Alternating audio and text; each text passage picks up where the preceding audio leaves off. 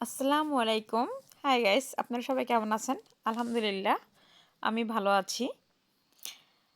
আ আজকে অনেকের কাছে নতুন একটি নাম, নতুন একটি শব্দ, আবার অনেকের কাছে অনেক পুরাতন, অনেক শৈশবের কথা মনে পড়ে যাবে। এমন একটি শব্দ। তার না শব্দটি হচ্ছে জুলাপাতি। এই জুলাপাতির সাথে কে পরিচিত এই নামটার সাথে? তারা একটু কমেন্ট করে জানাবেন।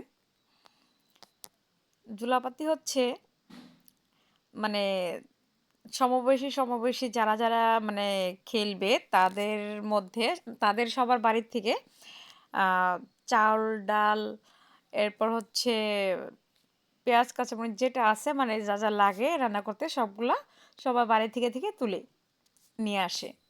এরপর নিজেরা একটি বাগানে বা যেকোনো জায়গায় বা বাড়ির আশেপাশে যেকোনো জায়গায় ছোটরা সবাই রান্না করে। এটার নাম হচ্ছে জুলাভাতি।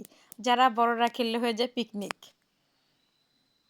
এই পিকনিকের সাথে অনেক সবারই আ পরিচিত পিকনিক জিনিসটার সাথে। কিন্তু এই জুলাভাতি তো অনেকেই চেনেন না। এটা আমরা খেলেছি ছোটবেলায়, মনে আছে।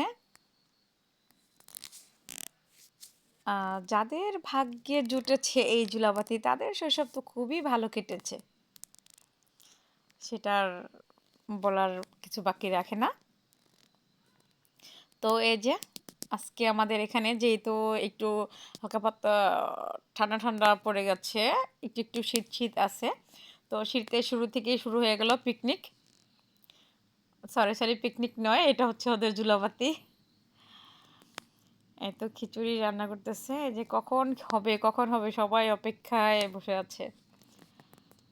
নিজেরাই বাবুর্চি নিজেরা রান্না করছে। এই তো হয়ে গেছে। তাই তাদের চুলায় থেকে নিয়ে আসছে। এই যে তাদের এক বড় ভাই তাদের সবাইকে সার্ভ করছে।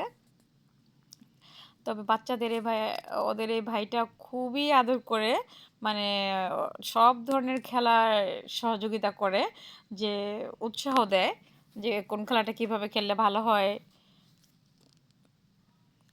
সব খেলাতেই উৎসাহ আছে ওদের এই ভাইটার।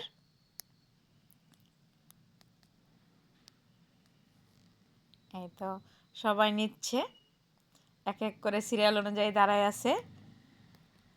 যার প্লেট দিচ্ছে সে যে বসে তবে খাবার সময় সবাই একসাথেই খাবে।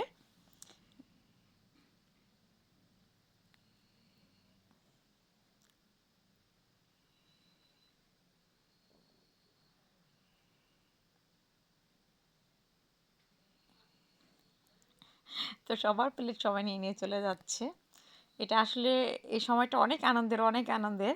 মানে তাদের রান্নাটা যেমনই হোক, তাদের কাছে কিন্তু অনেক অসাধারণ স্বাদের একটি খাবার।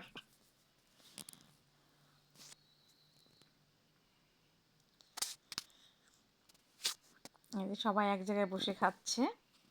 এই যে দেখুন।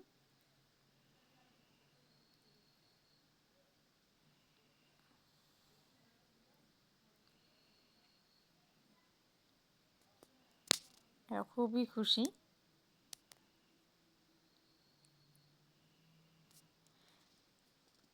এই যে ওদের এক সাথী আবার আসতেছে। তো ক্যামেরা দেখেই লজ্জা পেয়ে গেছে।